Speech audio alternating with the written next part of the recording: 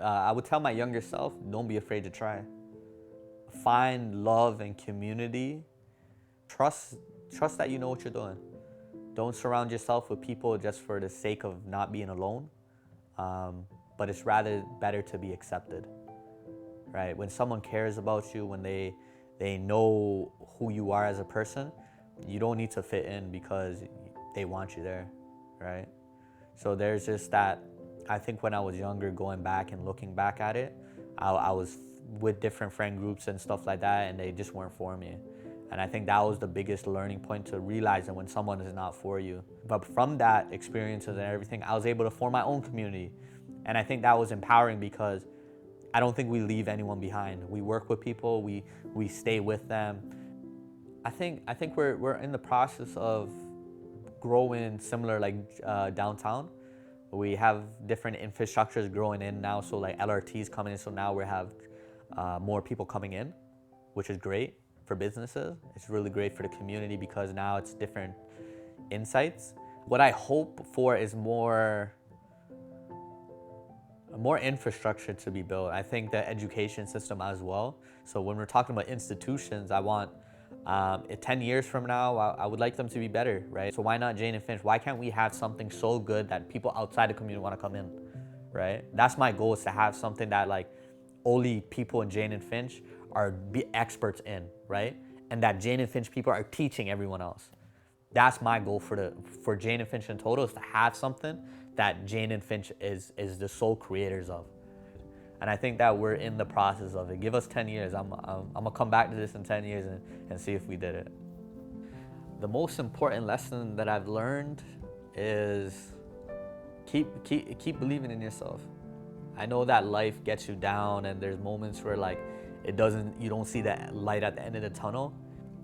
You shouldn't give up, right? And I think that was a good testament to a lot of the work that I was doing. Is like there's moments and years in my time where I'm like, oh, I wouldn't be doing what I'm doing right now, right? When I was 20, 21, I didn't know life will get better for me. I thought it was just gonna be struggle and turmoil all this time, right? But I was looking at the glass half empty, right? When now I look at it half full, because all the things I was doing when I was younger and building and stuff like that, that's what I'm living off of right now. And I think that's the biggest thing, is that I never be complacent. I would say try to create something, right? And if you can't create something, support someone that is creating something, because that's the true growth of something.